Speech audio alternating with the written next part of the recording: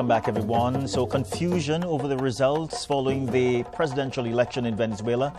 Both the government and opposition are claiming victory. With us this morning, we do have Dr. Keron Niles, the Director of the Institute of International Relations at the University of the West Indies. Dr.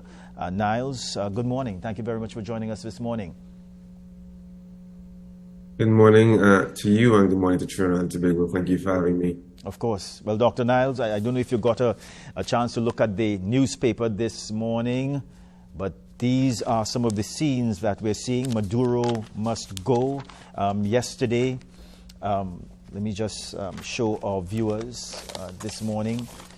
So, anger in the streets, some of the stories in the newspaper this morning. So, there are protests in Venezuela at this time following the elections.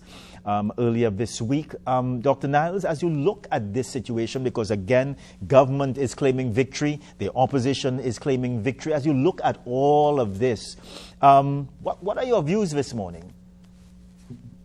So, at the Institute of International Relations, of which I'm currently acting director, I would actually join others in calling for two things: calm and peace.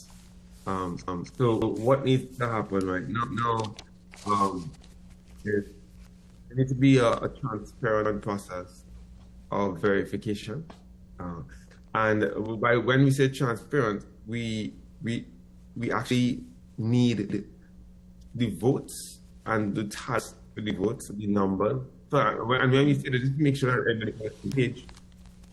Every single polling station needs to account for every vote cast. And that needs to be done transparently so that the results can be verified so that we can move on with the process, right? That is perhaps the most important thing that needs to occur right now, right? And so that, I think what's happening right now is that you're seeing workers call for calm, for peace, while that process happens. Some people are even saying if that process happens. It is really important that that process does occur in order for the results of the election to be respected. Yeah. Since yesterday, I have been hearing, and some commentators have been referring to past statements that former President of the United States Mr. Carter, President Carter, would have made about the system, the electoral system in Venezuela. And some commentators would have said that in the past, that system was given high praise. But it doesn't change the fact, Dr. Niles, that although this may be true, over the years, we continue to see these questions being asked about the presidential elections in Venezuela. Yeah, so I think there have been some changes as of late, and by as of late, I mean certainly there have been changes that have been enacted by Maduro. I mean, and what we are seeing now play out is, I think there's a lot of concern about what a third term might mean. And at the end of the day, we are not entirely sure what's going to happen next, because we're not entirely sure how the people of Venezuela will respond. And we're also not entirely sure how the current government of Venezuela is going to facilitate a review of the election process, which is why we are all right now calling for calm and peace. So the most important thing right now, and I really need to drive this point home, we need to allow the work of observers, the work of national and international independent bodies to continue unimpeded, which is why an institution like the Institute of International Relations would join with other institutions like CARICOM and similar bodies to ensure that this region remains a zone of peace. Because I think if you look at this through an international relations lens, what you begin to be concerned about is instability in our region, right? And we want, this is not necessarily about one party winning, it's actually about the people of Venezuela winning, right? And their wishes being respected. And that's what we want to see happen across this hemisphere. So yes, you would hear different opinions from different commentators, and certainly you would also hear different opinions from different world leaders, including leaders in different Latin American countries, right? All those opinions are important, but the opinions that are most critical at this point in time are the opinions of the people of Venezuela. And we need those views to be most respected, which is why we always come back to how do we go about this process of verifying the outcome. Because when you verify the outcome, what you're saying is that you're verifying that the will of the Venezuelan people is being, that their views, that their opinions are being respected and upheld. Yeah. Just to continue on a point that you would have made, Doctor, because there are repercussions for us in this region too. And last night I was looking at the news on TV6, and a number of Caribbean leaders were approached. And while some were giving congratulatory congratulations, if I can put it that way, some were quite hesitant, and some were waiting for this entire issue to be settled. So even within the CARICOM region, there is a level of concern, confusion, and is there the potential, Doctor, for what happens here, and what certain leaders say, it could potentially divide, and I don't want to be dramatic, but it could have certain leaders within our region looking at each other in a sort of strange way. So I think in times like these, and this is why,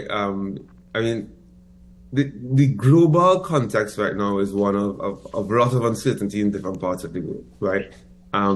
Our job at the Institute of International Relations is to provide insight and clarity in times of uncertainty, which is why we're happy to be here, right? So when we look at this situation, we have to ask whose interests are and what interests are at play, right? And so if you take a step back, there are two mighty big issues or two mighty big elephants in the room that need to be highlighted. Right? I mean, there are a few others that are important, but there are two mighty big elephants. The first one is oil, right? And oil and gas. And certain countries in this region have an interest in those resources and how they are developed, and would therefore have an interest in, one, a peaceful resolution to this election outcome. Because that would definitely, no one wants instability in Venezuela, because, I mean, if you put it a bit bluntly, that's going to stop the production of oil and gas. Instability is not going to be good for the industry. So there are some persons who their interests are going to be looking at that one major issue. The next major issue is realizing that we have almost, I believe, about the last estimate I saw was 8 million Venezuelans outside of Venezuela right now that have left since the instability began. Since the instability began in Venezuela, right, and since the imposition of sanctions, and what we have now is a situation where countries are looking, and many of those countries are hosting those said Venezuelans, and so they might have an interest in being worried about another influx of migrants if things get worse. Now, Trinidad and Tobago is not immune from both of the points I just made. You know, persons might be concerned because we might have a specific interest, right? I think what needs to happen now is that we need to have a very frank discussion about what this means for us, but also not make it about us, yes, while we need to be very clear-eyed about, yes, these are the implications for Trinidad and Tobago. Yes, we do have a unitized oil and gas field with Venezuela. Let's be open and honest about it. Yes, oil and gas, there will be implications for our own industry in Trinidad and Tobago where that's concerned. Yes, there may be concern about an increased flow of migrants. But let's not make this about us. Let's continue to make this about the future of the people of Venezuela and ensuring that their voices are heard, their voices are prioritized and put to the forefront, because it's their future that's on the line. But Dr. Niles, there is another elephant in the room. And that other elephant is that situation concerning Guyana. Indeed. Well said. So the border and the vote that was held earlier this year by President Maduro in terms of how they're claiming a significant portion of the Essequibo. Now, it's interesting because certainly one does not expect the other party to necessarily have a different view, even though they may have a different approach, right? So a lot of people are looking at that issue in terms of, okay, well, what does this outcome mean for that issue? And I think what a lot of persons are expecting is a different approach if there's a different person in the presidential seat. However, again, that's another great example of the interest in the region and how those play out, right? So in terms of that issue in particular, the issue is one, yes, there is a border dispute and there has been one for some time now. But the real concern there is peace. You understand? So what we don't want is a war with another territory or a military conflict with another territory. So that's also interesting, and I'll close on this. That presents an issue where you have a potential conflict with another country. What we're looking at right now is a potential conflict from within. So now Venezuela is now facing a situation where there was a potential conflict with another external entity, which is another country, which shares a contiguous border. But now they're now facing conflict from within, which is why you're going to hear leaders in this region plead for this region to remain a zone of peace, and plead for for the will of the Venezuelan people to be respected. So you're right. You can call that indeed a third elephant in the room. But again, we need to ensure that even though that is a critical issue and we do not want conflict externally, we also don't want conflict internally in Venezuela either, right? And we need to ensure that we are continuing to put the will of the Venezuelan people first, and that and those perspectives need to be placed at the forefront of the conversation. Yes, Dr. Keron Niles, thank you very much for speaking with us this morning. We do appreciate your perspective, sir. Thank you again. Thanks for having us. Okay, bye for now. So it's time for a quick break, but first we have this for you. It's an image from a viewer. What is that? Cherry tomatoes or tomatoes?